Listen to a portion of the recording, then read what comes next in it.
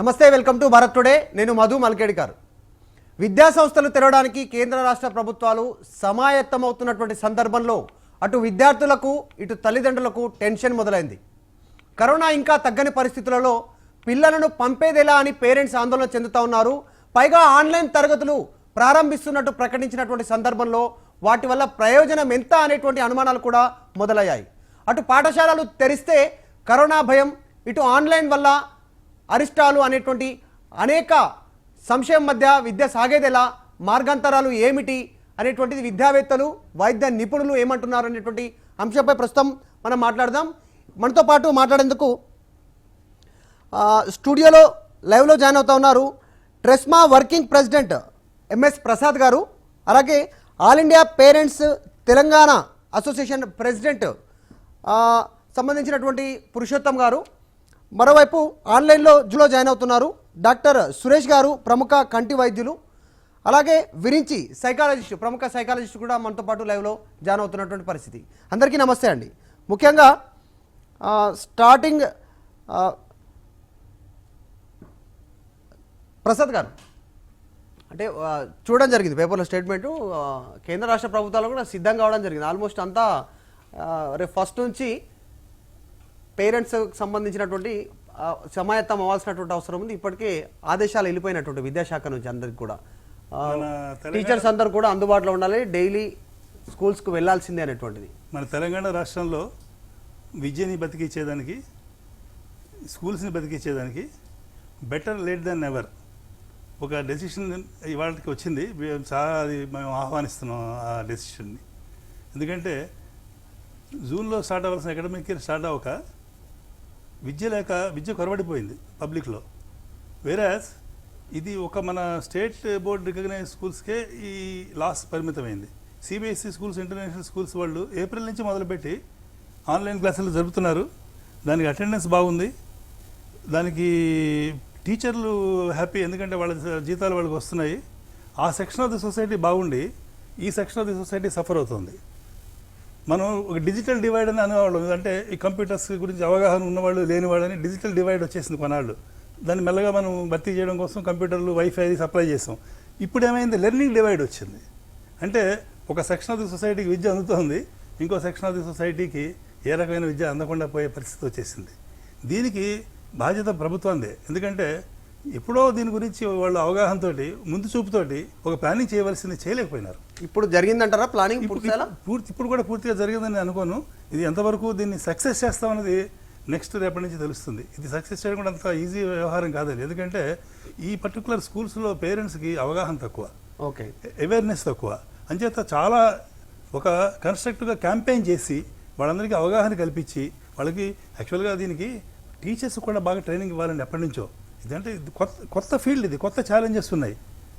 ఇది learning outcomes ఎలా ఉండాలి, వాళ్ళ బిహేవియర్ ఎలా, సైన్సెస్ ఎలా, వాళ్ళ రియాక్షన్స్ ఎట్లా స్టడీ చేయాలి. ఇప్పుడు మన దగ్గర సైకాలజిస్ట్ ఉన్నారు, వాళ్ళ దగ్గర నుంచి మనం నేర్చుకుందాము.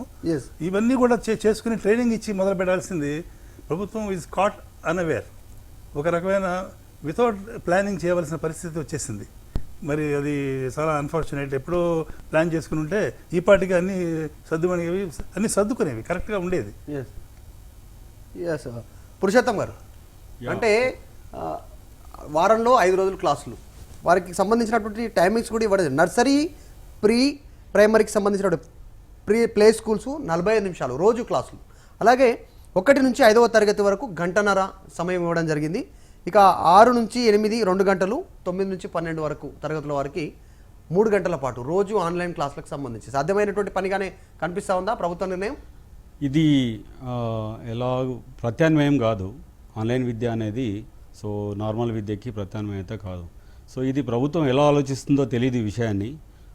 ఇది కార్పొరేట్స్కి వాళ్ళు నడుపుతున్న ఆన్లైన్ క్లాసులకి మరింత బలం ఇచ్చినట్టుగా మాకు అనిపిస్తుంది. నేను తెలంగాణ తల్లిదండ్రుల తరపున నేను ఉన్నాను, ప్రాతినిధ్యం వహిస్తున్నాను. మరి ఆన్లైన్ క్లాసులు ప్రభుత్వం నిర్వహించాలని డిక్లేర్ చేసినప్పుడు ప్రజలు దీనికి రెడీగా ఉన్నారా లేదా, సిద్ధంగా ఉన్నా లేదా, అది ఆలోచించాల్సిన అవసరం ఉంది. సో తెలంగాణలో ఎంతమంది ప్రజలకి మొబైల్ ఫోన్, స్మార్ట్ ఫోన్లు ఉన్నాయి? ఒకవేళ స్మార్ట్ ఫోన్లు ఉంటే ఇంటర్నెట్ యాక్సెస్ ఎన్ని గ్రామాలకు ఉంది? హైదరాబాద్ లాంటి పట్టణంలోనే ఇంటర్నెట్ ఆర్ సెల్ టవర్ రాక మనం బిల్డింగ్ ఎక్కో చెట్టు ఎక్కో ఫోన్ మాట్లాడిన సందర్భం ఉన్న తరుణంలో సో ఆన్లైన్ విద్య ఎంతవరకు సాధ్యమవుతుంది. రెండో విషయం, పిల్లలు మొబైల్స్ పట్టుకొని చిన్నపిల్లలు సో వాళ్ళకు సైంటిఫిక్గా ఎలాంటి ప్రాబ్లమ్స్ వస్తాయి. గతంలో పాఠశాలల నుంచి తల్లిదండ్రుల సమావేశాలు ఏర్పాటు చేసినప్పుడు పిల్లల్ని మొబైల్స్కు దూరంగా ఉంచండి, గ్యాడ్జెట్స్కి దూరంగా ఉంచండి చెప్పిన సందర్భాల్లో ఈరోజు వాటిని దగ్గర తీసుకురండి అని చెప్తున్నారు. అంటే ఇది మన విద్యా వ్యవస్థ ఎటుపోతుంది, మన విద్యావంతులు ఏం ఆలోచిస్తున్నారు. సో ఈ రకమైన విధానాలతో సో పిల్లలని మరింత తప్పుతో పట్టించేదిగా ఉన్నారు. కానీ సో ఒక సైడ్ ఆన్లైన్ క్లాసులు అని చెప్పేసో లేకపోతే టీవీ ద్వారా ఛానల్స్ అని చెప్పేసో సో మనం మొబైల్ ఇస్తున్నాము లేదా కంప్యూటర్ ఇస్తున్నాము, ఒక రూమ్లో కూర్చుంటున్న పిల్లలు వాళ్ళు నిజంగా ఆన్లైన్ క్లాస్లో ఉంటున్నారా లేకపోతే ఇంకేమైనా మనకు తెలుసు. ఈరోజు యూట్యూబ్ కానీ రకరకాల గూగుల్ ద్వారా ఛానల్స్కి వెళ్తే ఆటోమేటిక్గానే డిఫరెంట్ సైట్లోకి తీసుకెళ్తున్నాయి. మరి పిల్లలు ఆ రూమ్లో కూర్చొని పాఠాలు వింటున్నారా ఏం చేస్తున్నారా అనే సిచ్యువేషన్ అర్థం చేసుకోవాల్సిన అవసరం ఉంది. సో పిల్లల్ని మరింతగా తప్పుతో పట్టిస్తున్నాం అనేది కూడా మాకు అర్థమవుతుంది ఇక్కడ. సో 70% మందికి ప్రస్తుతానికి ఎలాంటి మొబైల్స్ లేవు, ఎలాంటి ల్యాప్టాప్స్ లేవు. ఆ పిల్లలు ఎలా ఆన్లైన్ విద్యలోకి వస్తారు? సో విద్యనే ప్రత్యామ్నాయం కానప్పుడు ఆన్లైన్ మరి ప్రభుత్వం ఎట్లా ఆలోచిస్తుంది? ఇది అసాధ్యమైన పని. దీనిని ఏ మాత్రం కూడా మేము తల్లిదండ్రుల అసోసియేషన్ ప్రెసిడెంట్గా మేము ఒప్పుకోవట్లేదు. సో మేము దాదాపు 15 జిల్లాల్లో కొత్తగా ఏర్పడిన 15 జిల్లాల్లో తల్లిదండ్రులతో సమావేశాలు ఏర్పాటు చేసి మాట్లాడినప్పుడు గ్రామీణ ప్రాంతాల్లో అందరూ కూడా ఆన్లైన్ ఎడ్యుకేషన్ వ్యతిరేకిస్తున్నారు. ఇది ప్రభుత్వం తీసుకున్న నిర్ణయం ఓన్లీ 10% హైదరాబాద్లో ఉన్న కార్పొరేట్ స్కూల్స్కి సమర్థించినట్టుగా ఉంది. ఈవెన్ ప్రైవేట్ స్కూల్స్లో కూడా 90% స్కూల్స్ ఈరోజు నడపట్లేదు ఆన్లైన్ స్కూల్స్. మరి ఆన్లైన్ విద్య నడపనప్పుడు 10% నడిపే స్కూల్స్ కోసం సపోర్ట్ చేస్తుందా ప్రభుత్వం? సో ప్రభుత్వ వైఖరి క్లియర్గా ఉండాలి. సో ఎలాంటి ప్లానింగ్ లేకుండా ఎలాంటి డిస్కషన్ లేకుండా సో ఈ రకంగా సెప్టెంబర్ 1 నుంచి స్కూల్స్ స్టార్ట్ అవుతున్నాయని చెప్పేసి టీచర్స్ని దేశాల వారీగా వెళ్ళాలని చెప్పేసి సో ఈరోజు ఇవ్వడం అనేది దారుణం. అదేవిధంగా ఈ కరోనా నేపథ్యం ఎవ్రీ డే కొన్ని వేల మంది తెలంగాణలో especially compare to other states చాలా తక్కువ టెస్టులు చేస్తున్నారు. కానీ హైదరాబాద్లో మాకు తెలిసి మా అనుభవం ప్రకారం కరోనా చాలా ఎక్కువ తీవ్రంగా ఉందని అనుకుంటున్నాము. మరి ఇంత తీవ్రంగా కోవిడ్-19 విస్తరిస్తున్న సమయంలో మరి టీచర్స్ కూడా దాదాపు 45, 50, 60 సంవత్సరాలకు రిటైర్మెంట్ దగ్గరగా ఉంటారు. ఎందుకంటే దాదాపు చాలా సంవత్సరాల నుంచి మన టీచర్స్ రిక్రూట్మెంట్ కూడా లేదు. సో ఇప్పుడు ఆ టీచర్స్ స్కూల్స్లోకి వెళ్తే సో ఇది గ్రామీణ ప్రాంతాల్లో పట్టణ ప్రాంతాల నుంచి గ్రామీణ ప్రాంతాల్లోకి ఇంకా విస్తృతంగా సో ఈ కరోనా అనేది వ్యాప్తిస్తుంది. ఈ విధంగా మన డెత్ రేట్ కూడా పెరిగే అవకాశం ఉంటుంది. సో దీన్ని నేను ఏం రికమెండ్ చేస్తున్నాం అంటే మా అసోసియేషన్ తరఫున ఈ ఇయర్ని 0 ఇయర్గా ఎలాంటి కండిషన్స్ లేకుండా సో 0 అకాడమిక్ ఇయర్గా ప్రకటించాలి. అదేవిధంగా అన్ని క్లాసుల పిల్లల్ని కూడా ఎలాంటి కండిషన్స్ లేకుండా ప్రమోట్ చేయాలి. వచ్చే సంవత్సరం విద్యా సంవత్సరాన్ని ప్రకటించి 2 సిలబస్లను కూడా మర్జ్ చేసి సో వచ్చే సంవత్సరం చెప్తే ఏం నష్టం లేదని అనుకుంటున్నాం. ఇప్పుడు మనం ఉదాహరణకు చూస్తే మనకు ఒక సంవత్సరం కరువు వచ్చింది.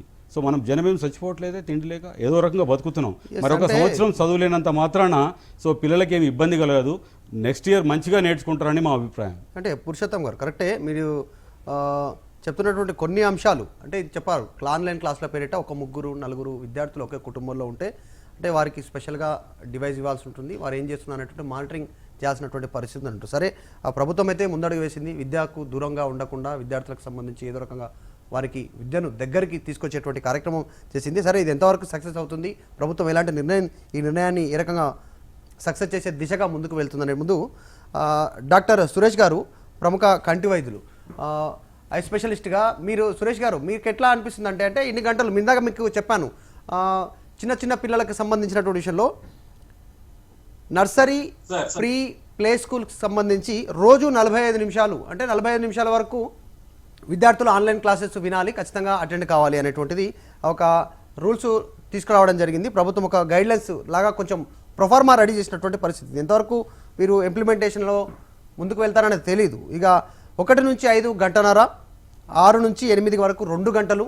తరగతులకు, 9 నుంచి 12 గంటల వరకు 3 గంటల పాటు ఖచ్చితంగా వారంలో 5 రోజులు ఆన్లైన్ క్లాసెస్కు హాజరు కావాలి. దీనికి సంబంధించి స్కూల్లో ఎవరైతే ఉపాధ్యాయులు ఉన్నారో వారే దీనికి సంబంధించి ఒక ప్రొఫార్మా రెడీ చేసుకోవాలనేటువంటిది కూడా ప్రభుత్వం ఆదేశాలు ఇస్తున్నటువంటి పరిస్థితి. అసలు కంటికి ఎలాంటి ఇబ్బందులు ఎదురయ్యేటువంటి అవకాశం ఉంటుంది ఇన్ని గంటలు ఆన్లైన్లో వారు స్పెండ్ చేయడం వల్ల? ఎస్ సార్, యూజువల్గా సర్వేంద్రియానం నయనం ప్రధానం అంటాం. అంటే ప్రస్తుతం పిల్లలందరికీ కూడా ఇదివరకు మనము 6 మీటర్ డిస్టెన్స్ లో అందరికి కూడా క్లాసెస్ రన్ చేసేవాళ్ళు. అయితే ప్రస్తుతం ఎప్పుడైతే వాళ్ళు మొబైల్ ఫోన్ కానీ ల్యాప్టాప్ కానీ కంటికి దగ్గర రావడం వల్ల కళ్ళు స్ట్రైన్ అయిపోతుంటాయి. ఎప్పుడైతే సిలియర్ మజిల్స్ ఏవైతే ఉన్నాయో, కంటిలో ఉన్న మన మజిల్స్ ఏవైతే ఉన్నాయో దగ్గర చూపుకు ఎప్పుడైతే వాళ్ళు దగ్గర చూడడం వల్ల కంటి సమస్యలు పెరిగే అవకాశం ఉంది. అంతేకాకుండా ఐ స్ట్రైన్ కాకుండా వాళ్ళకు హెడ్ ఏక్ కూడా వచ్చే అవకాశం ఉంది. డ్రైనెస్ అవుతుంటాయి, కళ్ళు ఎర్రబడుతుంటాయి. ఇలాగ ఎక్కువ కాన్స్టెంట్ గా చూడడం వల్ల బ్లడ్ విజన్ కూడా వచ్చే అవకాశం ఉంది. అంటే ఒక మనిషి 1-2 గంటల సేపు చూడడం వల్ల పెద్ద నష్టం లేకపోవచ్చు, కానీ కాన్స్టెంట్ గా చూడడం అనేది అంత మంచిది కాదు. ముఖ్యంగా చిన్నపిల్లలకి మొబైల్ ఫోన్స్ కానీ ల్యాప్టాప్ కానీ మనం అడ్వైజబుల్ కాదు. ఎస్, నిజంగానే అంటే ఎక్కువసేపు చూడడం కూడా అంత కరెక్ట్ కాదంటారు. విరించి గారు ప్రముఖ సైకాలజిస్ట్ కూడా లైవ్లో అందుబాటులో ఉన్నారు. విరించి గారు, మీరు ఎట్లా చూస్తారు సార్? అంటే సైకలాజికల్గా ఏమైనా ఇబ్బంది ఎదురయ్యేటువంటి అవకాశం ఉంటుందా స్టూడెంట్స్కి? అంటే ఇన్ని రోజులు వారు చదువుకున్నటువంటి విధానం వేరు, డైరెక్ట్గా ప్రస్తుతం విధానం అంతా చేంజ్ అయినటువంటి పరిస్థితి. అంటే మొన్నటి వరకు కూడా తల్లిదండ్రులు పురుషోత్తం గారు అన్నట్టు డివైస్కు దూరంగా ఉంచండి అనేటువంటి కాన్సెప్ట్ నుంచి ఇప్పుడు అసలు డివైస్లోకే వారిని పూర్తిగా మారుస్తున్నటువంటి పరిస్థితి. డివైస్లతోటే చదువు చెప్పాల్సినటువంటి సిచ్యువేషన్ అయితే ప్రస్తుతం క్రియేట్ అయింది ప్రపంచవ్యాప్తంగా కూడా కరోనా సంబంధించినటువంటి ఎఫెక్ట్తో. వారు ఎలాంటి మానసికంగా ఇబ్బందులు కానీ మార్పులు కానీ వచ్చేటువంటి అవకాశం ఉంది. దీనిపైన మీరేం చెప్తారు? రీసెంట్ గా వచ్చిన కొన్ని స్టడీస్ గురించి మనం చూస్తే అండి, అమెరికన్ పీడియాట్రిక్ అసోసియేషన్ వాళ్ళు చేసిన ఒక పెద్ద స్టడీ ఉంది. అది ఆల్మోస్ట్ 10 సంవత్సరాల టైంలో వాళ్ళు ఒక 900 నుండి 1200 మంది పిల్లల మధ్యలో చేసిన స్టడీ అని.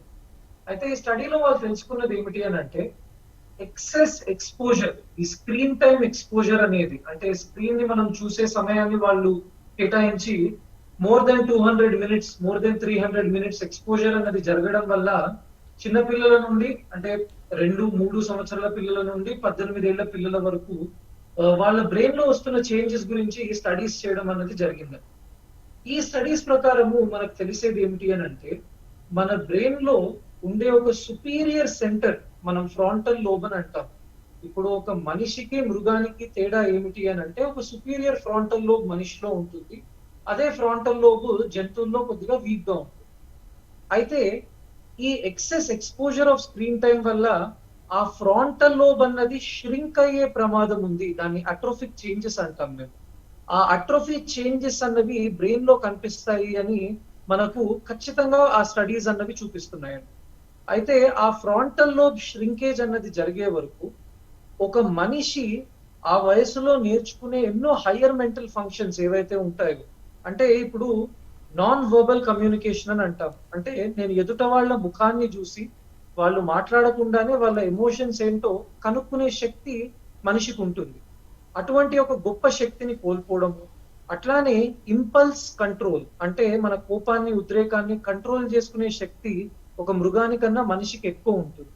అటువంటి ఇంపల్సెస్ ని కంట్రోల్ చేసుకునే కెపాసిటీ అన్నది తగ్గిపోవడము, అట్లానే బ్రెయిన్ యొక్క ఈ సెంటర్స్ అన్నది ష్రింక్ అయ్యే వరకు అటెన్షన్, కాన్సన్ట్రేషన్, మెమొరీ, ఇవన్నీ మనకు మేజర్ యాక్టివిటీస్ అండి. అంటే మన బ్రెయిన్ యొక్క మేజర్ యాక్టివిటీస్, స్పెషల్లీ పిల్లలకు ఎవరైతే చదువు నేర్చుకుంటారో.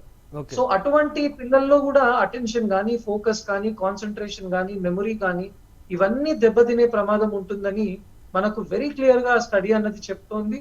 అండ్ ఆ స్టడీ ఇంకా ఫర్దర్ గా జరిగే ప్రమాదాలు కూడా వాళ్ళు ఇంకా రీసెర్చ్ చేస్తున్నారు. సో ఇదేదో షార్ట్ టర్మ్ కాదు, ఈ ఎక్స్పోజర్ వల్ల లాంగ్ టర్మ్ ఇంప్లికేషన్స్ ఉండొచ్చు అని కూడా వెరీ క్లియర్ గా మనకు స్టడీస్ చెప్తున్నాయి.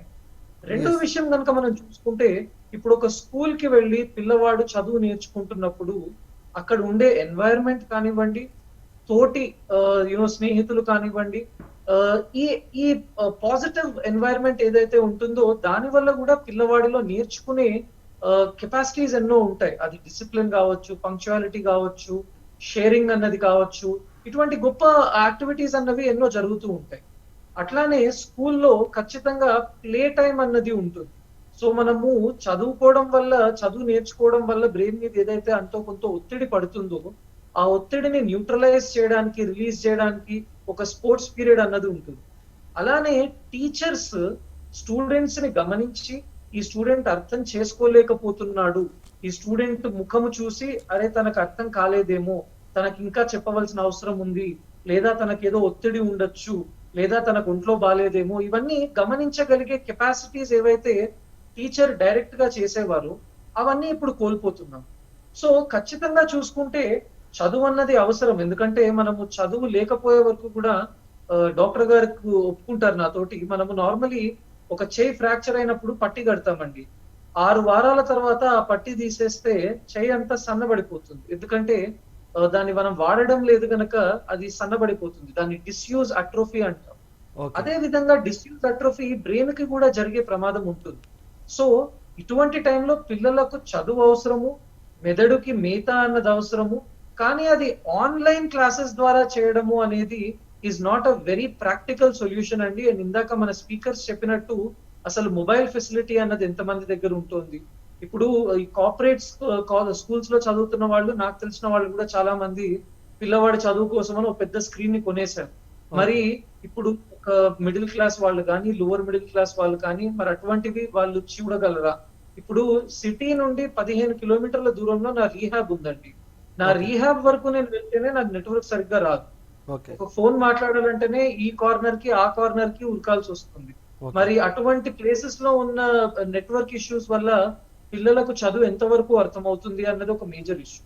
ఇంకొకటి, ఇప్పుడు ఒకటే ఇంట్లో ఒకటే ఫోన్ ఉండి 2 పిల్లలు ఉన్నారు అనుకోండి, Yes. మరి ఏ పిల్లవాడి క్లాస్ అన్నది అటెండ్ అవ్వాలి, దేనికి మనం ప్రాధాన్యత ఇవ్వాలి అన్నది కూడా ఒక మేజర్ ఇష్యూగా కనిపిస్తుంది. ఎగ్జాక్ట్లీ. సో ఇక్కడ ఏదో అంటే ఒక పాండమిక్ సిచ్యువేషన్ లో మనము ఒక ప్రిపరేషన్ అన్నది లేకపోవడం వల్ల తొందరపడి తీసుకున్న డిసిషన్, దీన్ని రివైజ్ చేయవలసిన అవసరం ఖచ్చితంగా ఉంది. దాని వల్లనే మనము అంటే at the end of the day మనము సొసైటీ మొత్తము, స్టేట్ మొత్తము బాగుపడాలి అని అనుకుంటే మాత్రము ఈ పర్టికులర్ ప్రోగ్రామ్ ఇప్పుడు ఏదైతే గవర్నమెంట్ తీసుకొస్తుందో దాని వల్ల సక్సెస్ రేట్ తక్కువ ఉంటుందని ఐ స్ట్రాంగ్లీ బిలీవ్ అండి. ఎస్ విరించి గారు, కరెక్టే. మీరు చెప్పినటువంటి విషయాల్లో మెమరీ కావచ్చు, అటెన్షన్, కాన్సన్ట్రేషన్, వీటన్నిటికి సంబంధించి కూడా ఇబ్బందులు ఎదురవుతున్నాయి. డాక్టర్ సురేష్ గారు, అంటే మరొక సమస్య కూడా, అంటే మీకు ఇందాక చెప్పాను, ఒక్కొక్క క్లాసు, ఒక్కొక్క వయసు వారికి, ఒక్కొక్క తరగతుల వారికి సర్టెన్ టైం ఇవ్వడం జరిగింది. అంటే ఇంతసేపు ఖచ్చితంగా క్లాసెస్ అటెండ్ కావాలి, దానికి సంబంధించి స్కూల్లో ఉన్నటువంటి ఉపాధ్యాయులే దానికి ప్రణాళిక రూపొందించుకోవాలి అనేటువంటిది కూడా వైద్య శాఖ దీనికి సంబంధించి అందరికీ ఆదేశాలు జారీ చేసినటువంటి పరిస్థితి. మరొక ప్రధానమైనటువంటి సమస్య ఏంటంటే, సరే వీరు చిన్నపిల్లలు 45 నిమిషాలు, కొద్దిమంది 2 గంటలు, 2.5 గంటలు, కొద్దిమంది 3 గంటలు క్లాసులు, ఆన్లైన్ క్లాసులు విన్నప్పటికీ కూడా అక్కడితో పూర్తయ్యేలా కనిపించట్లేదు. ఎందుకంటే వారికి అసైన్మెంట్స్ అన్ని కూడా ఆన్లైన్లోనే ఇచ్చేటువంటి పరిస్థితి. అంటే హోంవర్క్, దానికి సంబంధించినటువంటి మెటీరియల్, దానికి సంబంధించినటువంటి డీటెయిల్స్ అన్ని కూడా వాట్సాప్లోనే సెండ్ చేసేటువంటి పరిస్థితులు. అంటే ప్రత్యేకంగా స్కూల్ నుంచి ఏదైనా యాప్ ఉంటే యాప్లోనే పొందుపరిచేటువంటి అవకాశం ఉంటుంది. అంటే క్లాసెస్ అయిపోయిన తర్వాత కూడా వారు కంటిన్యూగా మళ్ళీ ఆ డివైస్కి స్టిక్ అయ్యేటువంటి పరిస్థితి ఎక్కువగా ఉన్నట్టు కనిపిస్తుంది. మరి కొన్ని గంటలు వారు నోట్బుక్లో వాళ్ళు రైట్ డౌన్ చేసుకోవడానికి కూడా మళ్ళీ డివైస్నే వాడాల్సినటువంటి పరిస్థితి. అంటే దాదాపు ఎక్కువ సమయం డివైస్ల మీదే ఆధారపడాల్సినటువంటి పరిస్థితి. ఎస్ సార్, ఇందాక మన సైకాలజిస్ట్ మిత్రులు చెప్పినట్లు మొబైల్ ఫోన్ అనేది గంట కానీ, 2 గంటలు కానీ, 3 గంటలు కానీ మామూలు యూజువల్ గా వాడినప్పుడు సమస్య లేదు. మన సహజంగా గంటల తరబడి ఉదయం నుంచి సాయంకాలం దాకా కానీ మొబైల్ ఫోన్ వాడినట్లయితే లాంగ్ రన్ లో దాదాపు ఒక కొన్ని నెలల పాటు అలా కంటిన్యూ చేయడం వల్ల మనిషికి మనకు టియర్ ఫిలిం అని ఉంటది, అందరికి తెలిసిన విషయమే. కంటి మీద నీరు వస్తుంటది. ఎప్పుడైతే సహజంగా ప్రతి మనిషి కూడా ఒక నిమిషానికి 18 నుంచి 20 సెకండ్ల పాటు ఇట్లా బ్లింక్ చేస్తూ ఉంటారు. ఒక నిమిషానికి 18 నుంచి 20 సార్లు బ్లింక్ చేయాలి. అలాంటిది ఎప్పుడైతే కంటిన్యూషన్ ఉంటుందో వాళ్ళు దాన్ని కంటిన్యూ చూడడం వల్ల బ్లింకింగ్ శాతం తగ్గిపోతుంది. బ్లింకింగ్ శాతం తగ్గిపోవడం వల్ల డ్రై అయ్యే వచ్చే అవకాశం ఉంది. డ్రై వల్ల జరిగే సమస్య కంటిలో ఉన్నటువంటి పొరలు కానీ, కంటిలో రెటిన్ లాంటి డ్యామేజ్ అవకాశం ఉంది. కనుక లాంగ్ రన్ లో చాలా నెలల పాటు రన్ చేయడం అనేది మంచిది కాదు. అది గంట 2 గంటలు అంటే పెద్ద సమస్య కాదు కంటి మీద. ఓకే. ముఖ్యంగా చిన్నపిల్లలకు సంబంధించి అంతసేపు చూడడం వల్ల అంటే నిద్రలేమి కావచ్చు, ఇంకా వేరే ఇతరత్ర సమస్యలు కూడా వస్తాయని అంటున్నారు. పేరెంట్స్ కూడా భయపడుతున్నటువంటి చాలామంది భయపడుతూనే ఉన్నారు. సరే ప్రభుత్వం ఒక మంచి ఉద్దేశంతోనే తీసుకుంది అనేటువంటి దీనిపైన ఆలోచన చేసినప్పటికీ ఆ విధానం సక్సెస్ అవుతుందా, దీనికి ఇంకా ప్రత్యామ్నాయానికి సంబంధించి చూడలేరా అనేటువంటిది కూడా విమర్శలు వస్తున్నటువంటి పరిస్థితి. పేరెంట్స్ అసోసియేషన్ నుంచి కూడా వారంతా కూడా పేరెంట్స్ వ్యతిరేకిస్తున్నటువంటి పరిస్థితి. మరోవైపు ప్రైవేట్ స్కూల్స్ అన్ని కూడా ఇప్పటికే మూతపడ్డాయి, ఇప్పటికే దానికి సంబంధించినటువంటి విషయంలో అడ్మిషన్స్ లేవు. ఇది కూడా ఒకవేళ సక్సెస్ కాకపోతే ఇలా ప్రభుత్వం మంచి నిర్ణయమే తీసుకుంది అంటున్నారు. సరే ప్రస్తుతం ప్రసాద్ గారు, ఇప్పుడు ఈ రకరకాల ఛాలెంజెస్ ఉన్నాయి. హెల్త్ పరంగా చూసుకుంటే మనకి ప్రొఫెషనల్స్ వచ్చి మాట్లాడుతున్నప్పుడు దాని గురించి మనం ఎక్కువ డిబేట్ చేయకూడదు, దే నో ది సబ్జెక్ట్. కానీ ఎన్సీఆర్టీ స్టడీ చేసి రీసెర్చ్ చేసి ఈ Pragyata guidelines and digital education release చేసింది. దానికి వెనకాల చాలా స్టడీ జరిగింది, రీసెర్చ్ జరిగింది. దాని బేస్డ్గానే ఈ guidelines ప్రజ్ఞత guidelines for digital education release అయినాయి. దాని బేస్డ్గానే ఇప్పుడు ఈ క్లాసెస్ ఎంతసేపు ఉండాలి, ఎన్ని గంటలు ఏ పిల్లవాడికి ఎంతసేపు పెట్టాలి, క్లాస్కి ఎంత బ్రేక్ ఇవ్వాలి అన్న నిర్ణయాలన్నీ కూడా ఇవి మనం తీసుకున్న నిర్ణయాలు కాదు, మన ప్రభుత్వం తీసుకున్న నిర్ణయాలు కాదు. All are based on the ప్రజ్ఞత guidelines only, behind which there is some research. ఆ రీసెర్చ్ డీటెయిల్స్ మరి కూడా మనం దాన్ని రెస్పెక్ట్ చేయవలసిన అవసరం అయితే ఉంది. కాబట్టి అదొక పాయింట్. రెండో పాయింట్ ఏమిటంటే ఈ రోజున మనం దీని గురించి మనం డిస్కస్ చేస్తున్నాము, కానీ ఈ కొన్ని సంవత్సరాలుగా మనం యాజ్ ఎ పేరెంట్, నేను స్కూల్ లీడర్గా వచ్చి ఉండొచ్చు, but I'm also a parent. And మన పేరెంట్స్ సర్కిల్స్లో కానీ మన ఫ్రెండ్స్ సర్కిల్స్లో కానీ ఈ మధ్యన ఫ్రీక్వెంట్గా గమనిస్తున్నది ఏంటంటే ఒక పిల్లవాడు ఒక మొబైల్ ఫోన్ పట్టుకుని ఎన్ని గంటలు వాళ్ళు స్పెండ్ చేస్తున్నారు. స్కూల్ నుంచి వచ్చిన తర్వాత మా అబ్బాయి అసలు పుస్తకం ముట్టుకోడండి, గ్రౌండ్కి వెళ్ళండి, ఫోన్ పట్టు కూర్చుంటాడండి. ఎప్పటిదాకా కూర్చుంటాడు? 10-11 పేరెంట్స్ పడుకుంటున్నారు, పిల్లవాడు పడుకోవట్లా. వాళ్ళు మీరు ఓపెన్ చేసి చూస్తే ఆన్లైన్ కనిపిస్తాడు 1 గంటకి. అదొక రకమైన రుగ్మతలాగా వచ్చేసింది సొసైటీలో. ఆ రుగ్మత వచ్చినప్పుడు దాన్ని కంట్రోల్ చేయడానికి మనం ఎవరో ప్రయత్నాలు చేయాలి. ఈ టీవీ డిబేట్స్ జరగలేదు, మిస్యూజ్ అవుతుంటే విపరీతంగా కంట్రోల్ చేయలేదు. కానీ దాన్ని ఒక మంచి పనికి ఉపయోగిస్తుంటే దీని గురించి ఎంతసేపు డిబేట్ చేస్తున్నాం. అంటే డిబేట్ అంటే ఖచ్చితంగా అండి ఒకటి అప్పుడు ప్రశ్న.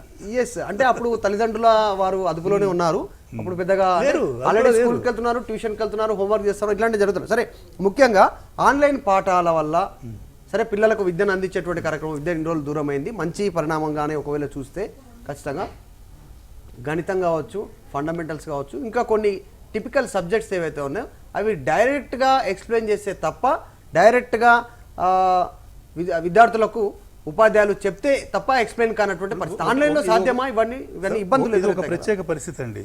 ఇప్పుడు ఒక చిన్న ఎగ్జాంపుల్ చెప్తాను నేను. మన ఊళ్ళో ఫ్లడ్ వచ్చింది, మన ఇల్లు మునిగిపోయింది, మనం తీసుకెళ్ళి క్యాంపులో పెడతారు. క్యాంపులో పెట్టినప్పుడు లైఫ్ మనకి ఇంట్లో ఉన్నట్టుగా ఉండదు కదా, మనం ఉంటున్నావా లేదా క్యాంపులు వరదలు తగ్గి. అలాగే ఇది ఒక ప్రత్యేక పరిస్థితిలో పెట్టే ప్రత్యేక ప్రభుత్వం ఉంది, ప్రభుత్వం దీనికి ప్రత్యామ్నాయంగా ఆలోచన చేయొచ్చు కదా. ఆప్షన్స్ లేవు సార్, ఎందుకంటే ఐదారు మనకి స్కూల్లో అయినా చెప్పాలి, ఆన్లైన్ అయినా చెప్పాలి, లేకపోతే మన పురుషోత్తం గారు చెప్పినట్టు జీరో అకాడమిక్ ఇయర్ అయినా చేయాలి. 3 ఆప్షన్స్. స్కూల్ పెట్టడానికి కోవిడ్ అడ్డం వస్తుంది.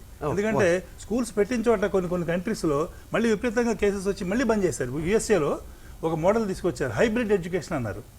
పిల్లవాడిని 2-3 రోజులు స్కూల్కి రమ్మని మిగతా 3 రోజులు ఆన్లైన్ ఎడ్యుకేషన్ ఇచ్చేట్టుగా ఒక హైబ్రిడ్ సిస్టమ్ అని స్టార్ట్ చేసి స్కూల్ రీఓపెనింగ్ డేట్ కూడా ఫిక్స్ చేస్తారు ఈ మంత్.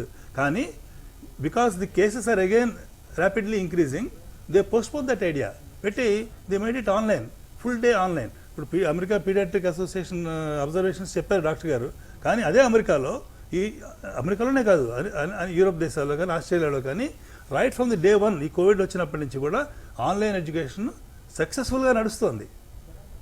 అన్ని చోట్ల ప్రపంచం అంతా సక్సెస్ అయ్యి విద్య అందుతున్నప్పుడు మనం ఎందుకు కనపడిపోవాలి? ఇండియాలో కూడా సగం మంది పిల్లలకు అందుతోంది సిబిఎస్ఈ. ఖచ్చితంగా మీరు ఇందాక అన్నారు ప్రత్యేకమైనటువంటి పరిస్థితులు నెలకొన్నాయని. దాని విషయం పైన ప్రత్యేకమైనటువంటి పరిస్థితులు నెలకొన్నటువంటి సమయంలో అత్యంత సురక్షితంగా ఉన్నటువంటి కేంద్ర హోంశాఖ మంత్రులకు, ఢిల్లీకి సంబంధించినటువంటి ఆరోగ్య విద్యాశాఖ మంత్రులకు వాళ్ళందరికీ కరోనా వస్తున్నటువంటి సందర్భంలో వీళ్ళు స్కూళ్లలో ఎలాంటి ఏర్పాట్లు తీసుకుంటారు? అందుకే కదా స్కూల్స్ ఓపెన్ చేయట్లేదు. ఇప్పుడు స్కూల్స్ ఉపాధ్యాయులను రమ్మంటున్నారు, ఎన్ని గంటలు రమ్మంటారు, ఏంటి గవర్నమెంట్ ప్లాన్ నాకు తెలియదు. So far as our private schools are concern, we are asking our teachers to teach from the home. వాళ్ళు ఎవరు స్కూల్స్కి రావట్లా, వాళ్ళకి టైం టేబుల్ ఇచ్చేసాం ఆన్లైన్ ఎడ్యుకేషన్కి, వాళ్ళు ఇళ్ళ దగ్గర నుంచే పాఠాలు చెప్తున్నారు. ఎవరు మా టీచర్లు ఎవరు స్కూల్కి వచ్చే అవసరం నాకైతే కనిపించట్లేదు ప్రస్తుతానికి.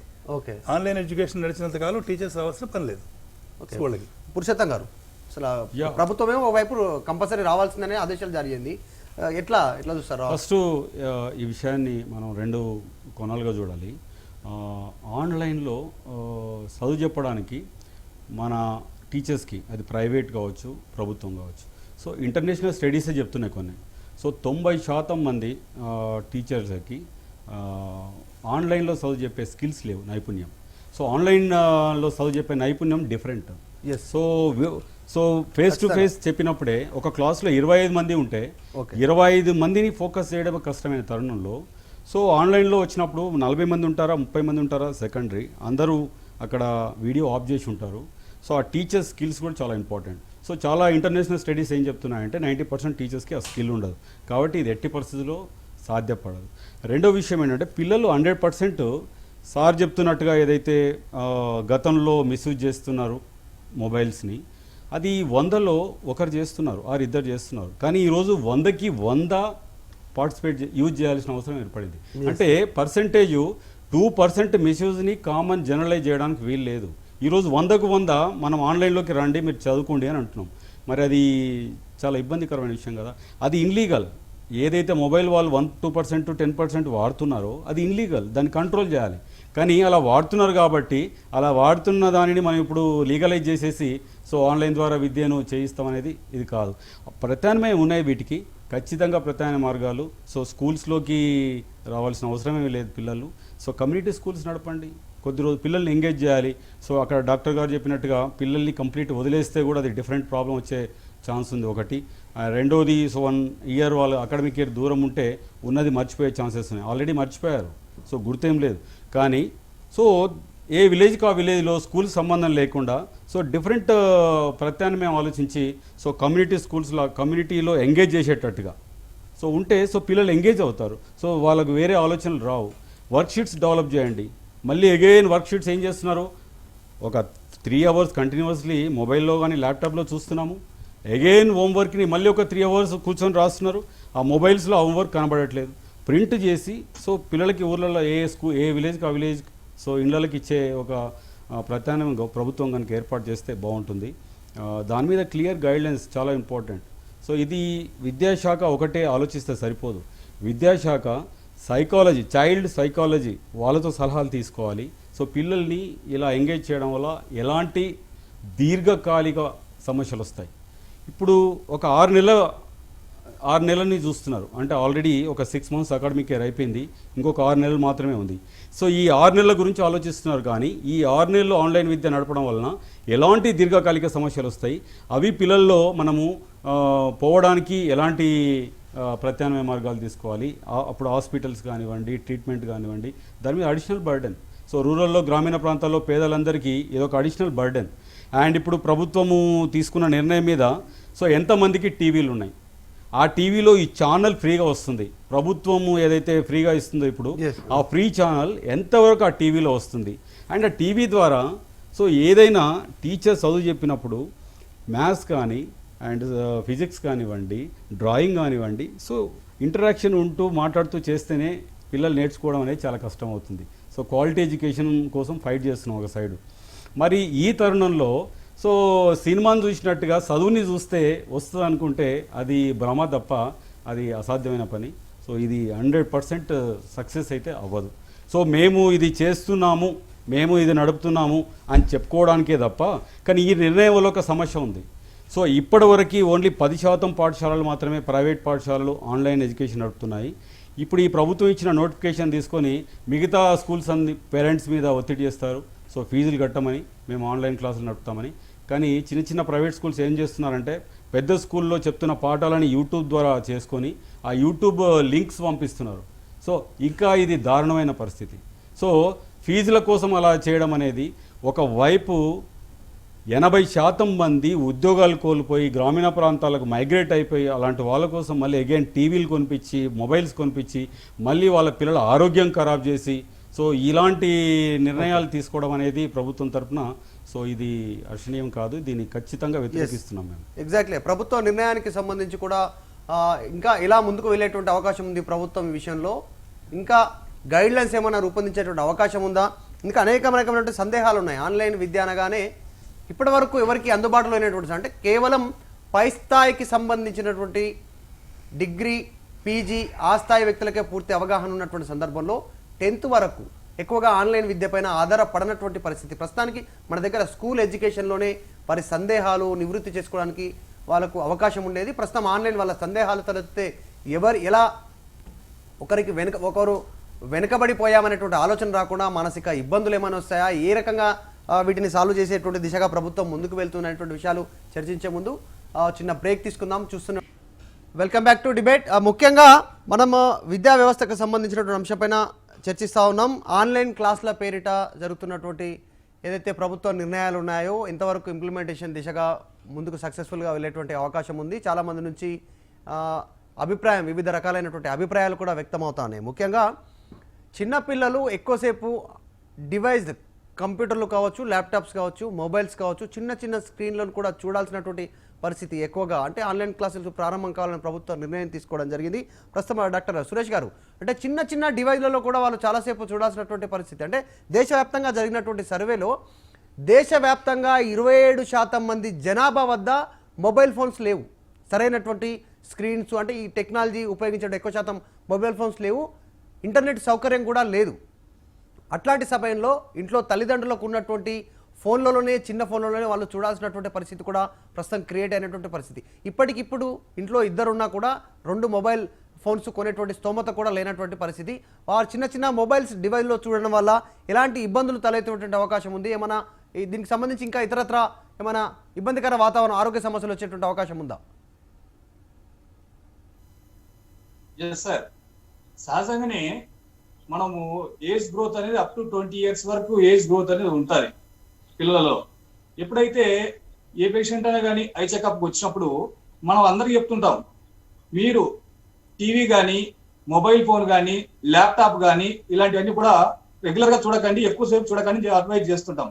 అలాంటి తరుణంలో ఏకంగా వాళ్ళకు క్లాసులే ఇక్కడ ఏర్పాటు చేయడం అనేది మొబైల్లో, ల్యాప్టాప్లలో, టీవీలలో ఈ విధంగా స్క్రీన్ ఏర్పాటు చేయడం అనేది మంచిది కాదు. ఎందుకంటే వాళ్ళు కూర్చుండే పొజిషన్ కానీ, తర్వాత చూసేటువంటి డిస్టెన్స్ కానీ, తర్వాత లైటింగ్ సరిగ్గా దొరికిపోవడం అనేది కూడా కంటికి మంచిది కాదు. కనుక వీటిని మనం అడ్వైజ్ చేయట్లేదు, ఎందుకంటే గంటల తరబడి ఉండడం అనేది సహజంగా మంచిది కాదు. అంటే ఎంత దూరం నుంచి చూడాలి జనరల్గా స్క్రీన్కి సంబంధించి దానిపైన, దానికి ఏమైనా చిన్నపిల్లలకు ముఖ్యంగా గంటల తరబడి వాడు ఆన్లైన్ క్లాసులు చూడాలి. తర్వాత ఇంతకుముందు మీకు స్టార్టింగ్లోనే అడిగినటువంటి పరిస్థితి, నోట్స్ కూడా వారికి ఆన్లైన్లోనే వస్తున్నది. దానికి సంబంధించినటువంటి స్క్రీన్ షాట్స్, ఫోటోలు, దానికి సంబంధించినటువంటి మెటీరియల్ అంతా కూడా ఆన్లైన్లో వీరికి హోంవర్క్ కోసం సెండ్ చేసేటువంటి పరిస్థితి క్రియేట్ అయింది ఆల్రెడీ. ఎందుకంటే ఇప్పటికే ఒక 10% ప్రైవేట్ స్కూల్స్, కార్పొరేట్ స్కూల్స్ అని కూడా కొన్ని ఇదే రకంగా ఆన్లైన్ క్లాసెస్ నడుపుతా ఉన్నాయి. ఇప్పుడు అందరికీ అదే రకమైనటువంటి పద్ధతి వస్తే ఎక్కువ సమయం స్క్రీన్స్ ముందే వీరు హోంవర్క్ చేసేటువంటి పరిస్థితి ఉంది. అది చూస్తూ నోట్బుక్స్లో రాసుకోవాల్సినటువంటి పరిస్థితి. ఒకవేళ గవర్నమెంట్ తప్పదు అనుకుంటే మాత్రం ఇదే క్లాసెస్ కంటిన్యూ చేయాలనుకుంటుంది కాబట్టి ఒక 6 meters డిస్టెన్స్ అట్లీస్ట్ మెయింటైన్ చేయాలి. ఎప్పుడైతే 6 meter డిస్టెన్స్ మెయింటైన్ చేస్తామో ఆ స్క్రీన్ లో ఉన్నటువంటి ఏవైతే అల్ట్రావైలెట్ రేస్ ఏమైతే కొంచెం స్ప్రెడ్ అయిపోయి కంటిన్యూ డైరెక్ట్ పడే అవకాశం తక్కువ ఉంటుంది. అదే మనం మొబైల్ ఫోన్ లో కానీ, ల్యాప్టాప్ లో కానీ డైరెక్ట్ పడడం వల్ల అంత డిస్టెన్స్ దగ్గర ఉన్న డిస్టెన్స్ ఎక్కువ ప్రాబ్లం వచ్చే అవకాశం ఉంది. కాబట్టి 6 meter డిస్టెన్స్ మెయింటైన్ చేయడం అనేది చాలా మంచిది. అంటే సుదీర్ఘంగా కూడా ప్రాబ్లమ్స్ వస్తాయంటున్నారు. అంటే ఇప్పటి వరకు కొన్ని రోజుల వరకు, కొన్ని నెలల వరకు ఇట్లాంటి ప్రత్యేక పరిస్థితుల్లో ఆన్లైన్ క్లాసులు నిర్వహిస్తే తప్పదు అనుకుంటే ఒకవేళ ఆన్లైన్ వాళ్ళంతా కూడా క్లాసెస్ అటెండ్ అయితే తదుపరి ఫ్యూచర్లో ఎలాంటి ఇబ్బందులు ఎదురయ్యేటువంటి అవకాశం ఉంటుంది? ఎస్ సార్, ఏదైనా కూడా ఇప్పుడు క్లాస్ రూమ్లు అనుకోండి, ఎన్విరాన్మెంట్ వేరే ఉంటది. అదే మనకు ఇంట్లో వచ్చే కొద్దీ అన్ని మనకు లైట్ క్లోజ్ చేసి ఆ ఎక్స్పోజర్ మీద ఎక్కువ కంటిన్యూ కావడం వల్ల ఐసైట్ పెరిగే అవకాశం ఉంది, బ్లడ్ విజన్, రెడ్నెస్ వచ్చే అవకాశం ఉంది, కళ్ళు డ్రై అయిపోతుంటాయి. అంతేకాకుండా అస్థినోపిక్ సింటమ్స్ అంటుంటాం, అంటే చికాకు వస్తుంటది కంటిన్యూషన్ చూడడం వల్ల, తలనొప్పి రావడము, కళ్ళు ఎక్కువ అలసిపోవడం వల్ల ఇతరత్ర ప్రాబ్లమ్స్ వచ్చే అవకాశం ఉంది. Yes, okay. ఇంకా ఏమైనా ఇతరకు సంబంధించిన, అంటే ఎలా పేరెంట్స్ ఎలాంటి ప్రికాషన్స్ తీసుకోవాలి? సార్, ఒకవేళ ఇంట్లో వాళ్ళు కానీ అరేంజ్ చేసినట్లయితే ఒక 20-20 థెరపీ అని చెప్తుంటాం. ఎవరీ 20 minutes ఒకసారి 20 feet డిస్టెన్స్ ఉన్నటువంటి ఆబ్జెక్ట్ ని చూడడం అనేది మంచిది. అలాగే ఐ వాష్ చేసుకుంటూ ఉండడం ఇంకా మంచిది. తర్వాత ఈ మొబైల్ ఫోన్స్ కానీ, ల్యాప్టాప్స్ కాకుండా టీవీలో చూడడం అనేది మేలు దీంతో కంపేర్ చేసినట్లయితే. అసలే వద్దనుకోకుండా క్లాసులు కంపల్సరీ కాబట్టి ఇది 0 ఇయర్ చేయట్లేదు కాబట్టి 0 ఇయర్ ఎడ్యుకేషన్ చేయట్లేదు కాబట్టి కంపల్సరీ అనుకున్నప్పుడు ఒక పెద్ద స్క్రీన్ కానీ టీవీలో పెట్టి చూడడం అనేది మంచిది. తర్వాత ప్రాపర్ లైట్ అరేంజ్ చేసుకోవాలి పేరెంట్స్ కూడా. వాళ్ళకు టీవీనే డైరెక్ట్ అన్ని లైట్లు ఆఫ్ చేసి ఓన్లీ టీవీ చూడడం అనేది కాదు, అపోజిషన్ లో కూడా లైట్ అరేంజ్ చేసుకోవడం మంచిది. లేదు టీవీ లేదనుకుంటే వాళ్ళు ఒక ల్యాప్టాప్ వాడారనుకోండి, హెడ్ పోర్షన్ కి సరిపడు లైట్ పైకి పోయేటట్టు ఏర్పాటు చేసుకోవడం. ఆ టీవీకి కానీ లేదంటే ల్యాప్టాప్ కానీ యాంటీ గ్లేర్ కోటింగ్ ఉన్నటువంటి లెన్స్ ని ఏర్పాటు చేసుకోవడం. అలాగే యూవీ ప్రొటెక్టెడ్ స్పెక్టికల్స్ కానీ పెట్టుకుంటే ఇంకా మంచిది సార్. Yes, okay. అంటే ఇన్ని సదుపాయాలను సమకూర్చాల్సినటువంటి అవసరం అయితే ప్రస్తుతం ప్రత్యేక పరిస్థితులు తలెట్టడం జరిగింది. ప్రభుత్వ నిర్ణయం కూడా ఆన్లైన్ క్లాసుల పేరిట అంటే విద్యను దూరం చేయకుండా ప్రజల కోసం అనేటువంటి నిర్ణయం తీసుకున్నప్పటికీ ఆర్థికంగా కూడా తీవ్రమైనటువంటి ఇబ్బంది నెలకొనేటువంటి అవకాశం ఉంది. ఎందుకంటే ఒక్కొక్క కుటుంబంలో ఇంతకుముందుకు స్టార్టింగ్ నుంచి చెప్తున్నట్టు 2-3 పిల్లలు ఉన్నారు ఒకే కుటుంబంలో. ఎక్కువ మాత్రం ఒక్కొక్కరు ఒక్కొక్క స్కూల్లో చదువుతున్నటువంటి 1 నుంచి 5వ తరగతి వరకు ఒక్క స్కూల్లో, తర్వాత హై స్కూల్ సంబంధించి ఇతర స్కూల్లో చదువుతున్నటువంటి పరిస్థితి. వారందరికీ కూడా ప్రత్యేకంగా డివైజ్లు వారు సమకూర్చుకోవాల్సినటువంటి అవసరం ఉంది. మరోవైపు ప్రధానమైనటువంటి సమస్య తల్లిదండ్రుల పైన బర్డెన్ పెరిగేటువంటి అవకాశం ఉంది. వీరందరినీ మానిటరింగ్ చేయాల్సినటువంటి పరిస్థితులు కొనసాగేటువంటి పరిస్థితులు కూడా ప్రత్యేకంగా తలెత్తేటువంటి అవకాశం ఉంది. చాలామంది పేరెంట్స్ వారు వివిధ ఉద్యోగాలు చేసుకుంటున్నారు, వారికి సంబంధించినటువంటి వివిధ చిన్న చిన్న వ్యాపారాలు చేసుకున్నటువంటి వారంతా కూడా ఇప్పుడు పిల్లలపైన ప్రత్యేకంగా కాన్సన్ట్రేషన్ చేయాల్సినటువంటి సిచ్యువేషన్ ఉంది.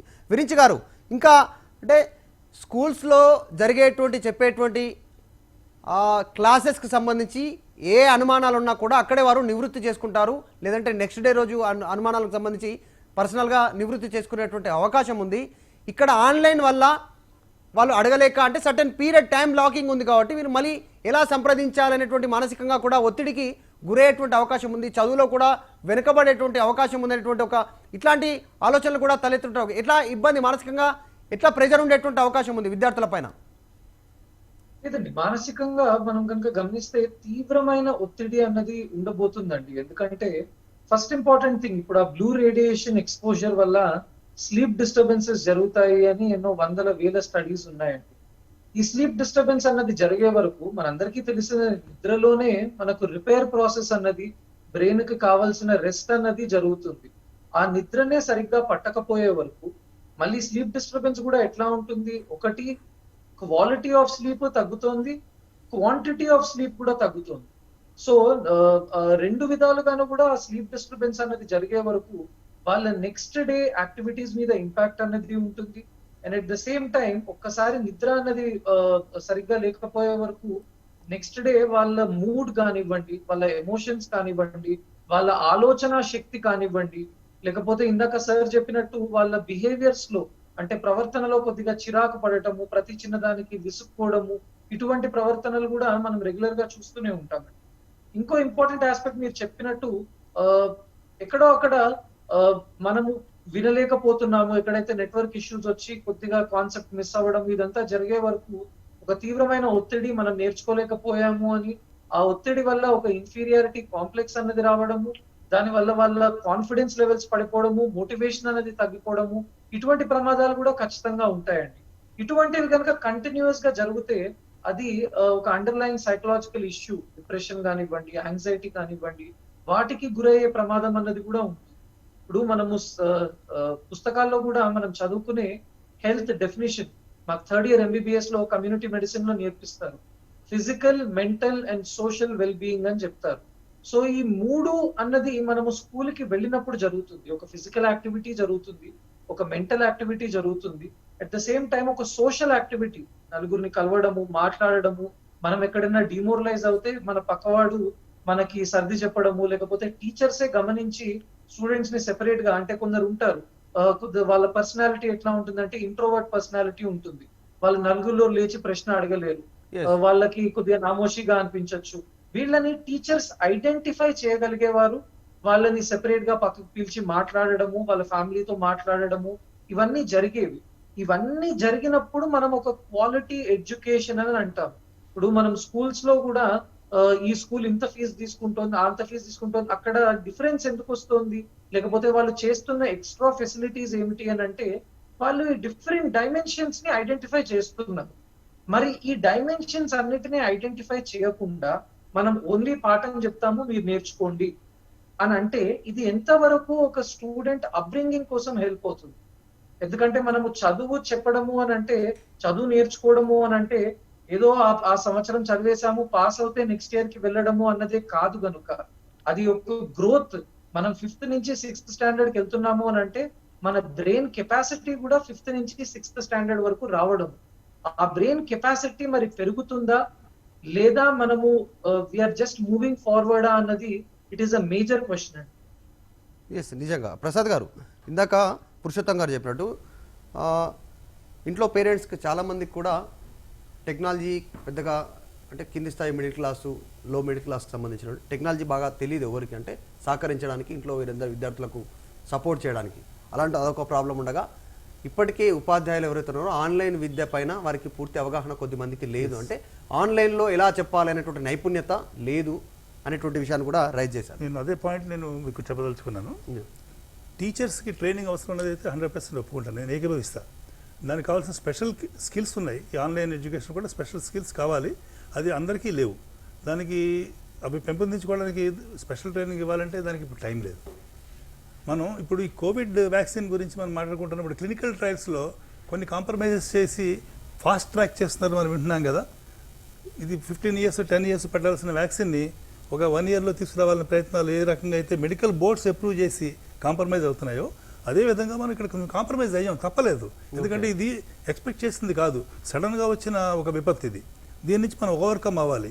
విద్య లేకుండా పిల్లల్ని వదిలేసేయలేము, ఏదో రకంగా విద్య అందించాలని ప్రత్యామ్నాయాలు లేవు. ఇప్పుడు మన డాక్టర్ గారు చెప్పినా మన పురుషోత్తం గారు చెప్పినా స్కూల్ ఎడ్యుకేషన్లో ఉన్న గొప్పతనాలు చెప్తున్నారు. దానికి వీఆర్ ఆల్రెడీ కమిటెడ్, ఎప్పటి నుంచో మనం చేస్తున్న పనే.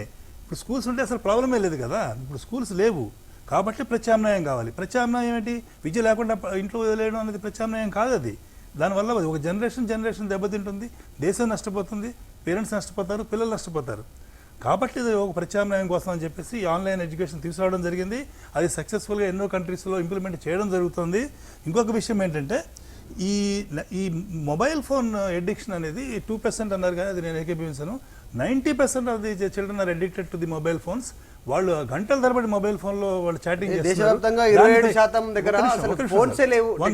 దాన్ని తగ్గించుకొని ఆ మొబైల్ ఫోన్ ఎడిక్షన్ తగ్గించుకొని మంచి యూజ్కి పెట్టండి. దాన్ని మంచి యూజ్కి పెట్టి ఆ ఎడిక్షన్ తగ్గిస్తే అది బెనిఫిట్ అవుతుంది పిల్లలకి. అంటే 27% జనాభా దగ్గర అసలు మొబైల్ ఫోన్స్ సర్వే. అది తప్పది. టెక్నాలజీ కూడా ఇంకా అందుబాటులోకి వెళ్ళలేదు. మీరు రోడ్డు మీదకి రండి, ప్రతి వాళ్ళ గ్రామాల్లో చిన్న మారుమూల గ్రామాలకు ఇంకా ఇంటర్నెట్ సౌకర్యం లేనటువంటి పరిస్థితి మారుతున్నాయండి. ఇంకొక విషయం అండి, ఇప్పుడు ఏం జరిగిందంటే మనకి రకరకాల డెవలప్మెంట్స్ వల్ల టెక్నాలజీ వల్ల సొసైటీ ఏ రకంగా మూవ్ అవుతుందో మనం గమనిస్తున్నాం కదా. ఇదే ట్రెండ్ మనం చూడవచ్చు. మనం ఇప్పుడు ఆర్టిఫిషియల్ ఇంటెలిజెన్స్ మనం ఎక్కడికి తీసుకెళ్తుందో మనం చూడగలం కదా.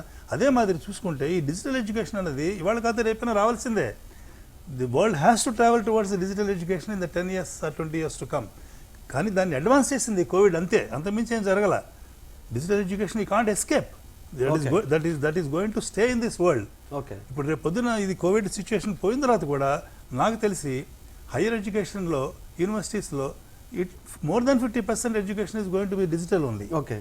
And some amount of digital education will continue in the schools also, not to this extent.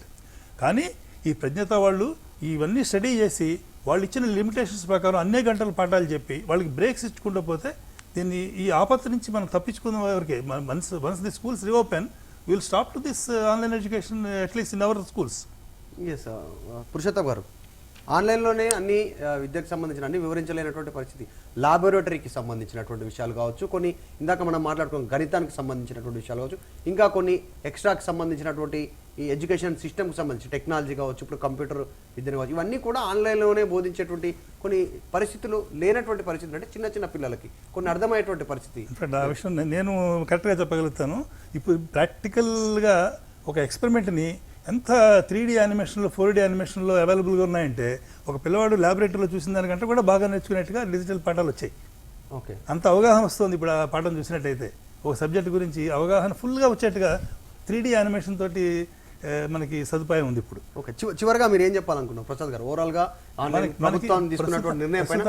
గత్యంతరం లేని పరిస్థితుల్లో, ఓకే, ఏ రకమైన గత్యంతరం లేని పరిస్థితుల్లో మనకు ఉన్న ఆసరాల్లో ఈ ఆన్లైన్ ఎడ్యుకేషన్ విద్య మొత్తం పోగొట్టుకోవడం కంటే కొంతవరకు ఓకే ఛాలెంజెస్ ఉన్నాయి, బట్ ఓవర్కమ్ అవ్వాలి.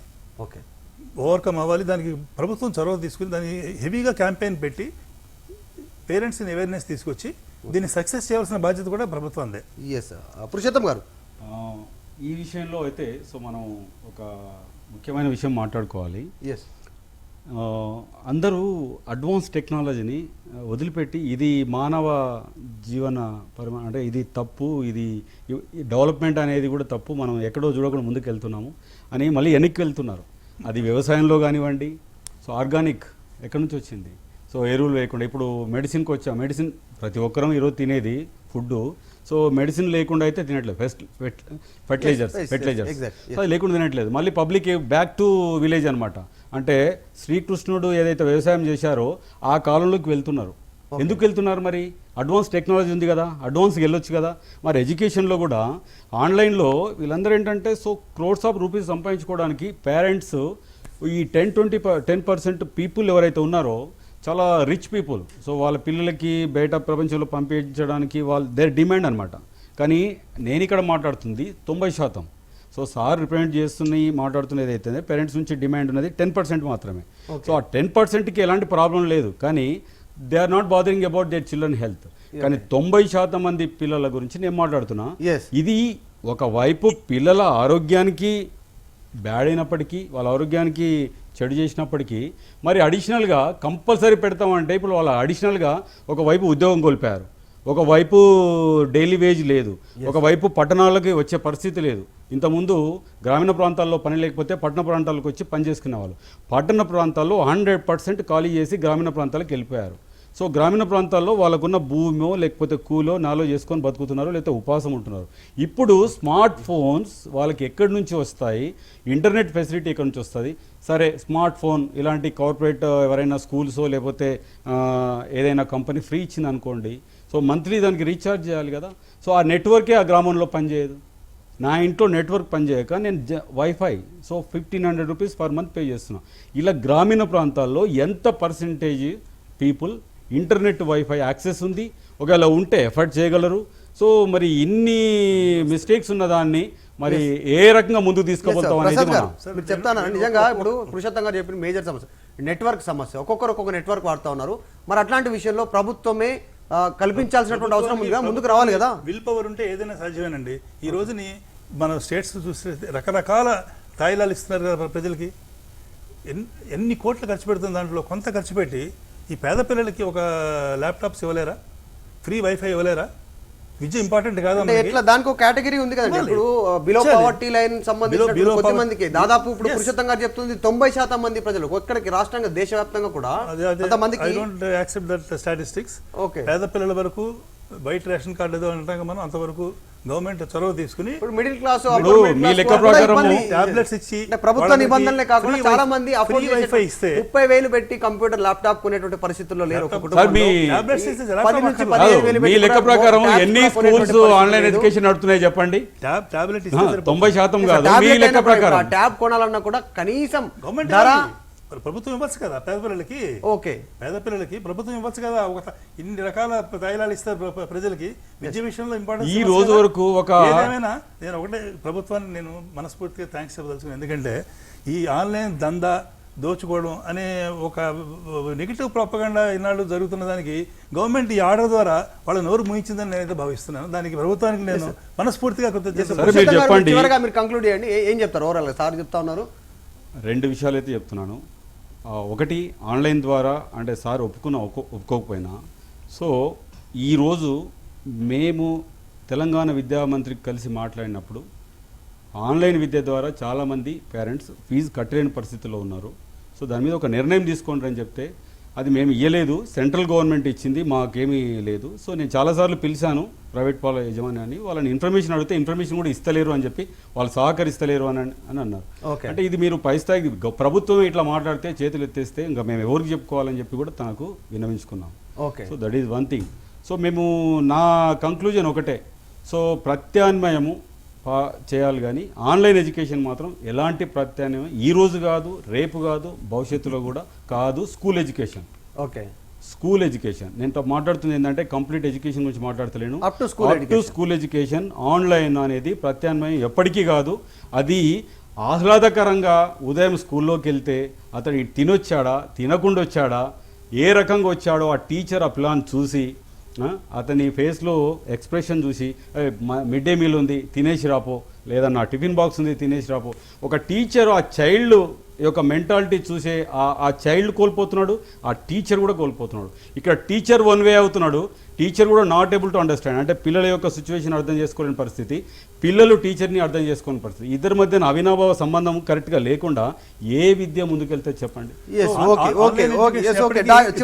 రీప్లేస్మెంట్ సప్లిమెంట్ అండి. ఓకే డాక్టర్ సురేష్ గారు చివరిగా మీరు ఎలాంటి సూచన చేస్తారంటే ఇందాక మీరు విన్నారు అంటే నిజంగా లాంగ్ రన్ వల్ల ఇబ్బంది ఉంటుందని మీరు చాలా ఎక్కువ సమస్యలు చెప్పలేదు. ఇప్పుడు డ్రై అవుతుంది, రెడ్ అవుతుంది, తర్వాత రెటీనా మీద ఇబ్బందులు వస్తాయి, నిద్రలేమి సమస్యలు వస్తాయి అనేటువంటి అనేక విషయాలు మీరు చెప్పినటువంటి పరిస్థితి. కేవలం అక్కడి వరకే కాకుండా ఈ కొన్ని నెలల వరకు ఆన్లైన్ విద్య కొనసాగినప్పటికి కూడా దీనికి సంబంధించినటువంటిది ఇంకా ఎక్కువ శాతం అంటే భవిష్యత్తులో కూడా ఇబ్బందులు ఎదురుతాయని చెప్పండి. చివరిగా మీరు ఏం చెప్తారు సార్? సార్ క్లాసులు అనేది తప్పదు, ఈ అకాడమిక్ వాళ్ళు గవర్నమెంట్ నిర్ణయం తీసుకున్న తర్వాత తప్పదు కాబట్టి పేరెంట్స్ వాళ్ళ పిల్లల మీద జాగ్రత్తలు తీసుకోవాలి. మనం ఏదైతే కొన్ని ఇన్స్ట్రక్షన్స్ ఇస్తున్నామో ఆ ఇన్స్ట్రక్షన్ ని వాళ్ళు ఫాలో చేస్తే పిల్లలు వాళ్ళ మీద బాధ్యత పెంచుకొని వీళ్ళ మీద ప్రత్యేకమైన శ్రద్ధ వాళ్ళు ఎప్పుడైతే వహిస్తారో వాళ్ళు బాధ్యతగా వహిస్తారో అప్పుడు వీళ్ళ సమస్యలు తగ్గే అవకాశం ఉంది. ఎందుకంటే గవర్నమెంట్ నిర్ణయం తీసుకున్న తర్వాత ఇది 0 ఇయర్ అకౌంట్ చేయకూడదు అనుకున్నప్పుడు ఖచ్చితంగా చేయాలి కాబట్టి పిల్లలకు కొన్ని ఇన్స్ట్రక్షన్స్ మేము ఇచ్చేటువంటి ఇన్స్ట్రక్షన్స్ పాటిస్తే అలాంటి సమస్యలు కొంచెం తగ్గే అవకాశం ఉంది. కంపేర్ విత్ క్లాస్ లో ఉన్నటికి ఇంట్లో మనం ల్యాప్టాప్ లో కానీ కంప్యూటర్ లో చూసేటప్పుడు కానీ మొబైల్ ఫోన్ చూసినప్పుడు ఎప్పుడైతే ఉందో దీనికి వేరియేషన్ కంపల్సరీ ఉంటది. సహజంగా ఏ డాక్టర్ అయినా కూడా క్లాసెస్ ల్యాప్టాప్ లో వినండి, మొబైల్ ఫోన్ లో వినండి, ఎక్కడైతే మీకు ఏదైతే దగ్గర ఏదైనా కావచ్చు వాటిలో వినండి, ఎవరు చెప్పరు. ఎందుకంటే దానికి ఉన్నటువంటి సమస్యలు దానికి ఉన్నాయి. ఇప్పుడు ప్రస్తుతం తప్పదు కాబట్టి ఇప్పుడున్న పరిస్థితులు తప్పదు కాబట్టి ఖచ్చితంగా పాటించాలి కాబట్టి మేము కొన్ని సూచనలు ఇస్తాం పేరెంట్స్ కి. వాటిని పాటిస్తే కొంతవరకు మెరుగుంటది. ఎందుకంటే రెగ్యులర్ గా ఐ చెకప్ చేసుకోవడం చాలా అవసరం. ఎవ్రీ 6 months ఒక్కసారి పిల్లలను కంటి డాక్టర్ దగ్గర తీసుకెళ్లి స్క్రీనింగ్ ఎగ్జామినేషన్ చేసినట్లయితే ఒకవేళ అక్కడ ఏదైనా ప్రాబ్లం ఉంటే దాని ప్రాథమిక దశలోనే మేము గుర్తుపట్టి వాళ్ళకి కొన్ని సూచనలు ఇస్తాం. అలాగే విటమిన్ ఏ ఎక్కువగా ఉన్నటువంటి ఆహారం కూడా తీసుకోవడం మంచిది. రెగ్యులర్ గా చాలా పిల్లలకు తినే ఆహారంలో విటమిన్ ఏ డెవలప్ అయ్యేటువంటి ఎగ్స్ కానీ, పాలు కానీ, ఆకుకూరలు కానీ, ఇతరత్ర మంచి ఆహారాన్ని ఇవ్వడం అనేది మంచిది. వాళ్ళు కూర్చుండే పొజిషన్ కూడా వాళ్ళు స్టిఫ్ గా మంచిగా చక్కగా కూర్చొని మిగతా అంతా లైటింగ్ అంతా ఎన్విరాన్మెంట్ తయారు చేయడం చాలా మంచిది. అలాగే UV protected, ultra violet protected glasses ని పిల్లలకు కానీ పెట్టినట్లయితే కొంతవరకు ప్రొటెక్ట్ చేయగలుగుతాయి. డైరెక్ట్ రేస్ అనేది కంట్లే పోకుండా దాని కూడా మనకు మంచిది. అలాగే స్క్రీన్ మీద కూడా ఈ ఏఆర్సి గ్లాసెస్ అనేది ఏర్పాటు చేయడం అనేది మంచిది. ఎందుకంటే లాంగ్ రన్ లో ఎప్పుడైతే మనం రన్ చేస్తున్నామో వీటన్నిటి మనం కానీ ఏర్పాటు చేసినట్లయితే కొంతవరకు మనము పిల్లల యొక్క కళ్ళని ప్రొటెక్ట్ చేయగలుగుతాం అనేది మా సజెషన్ సార్.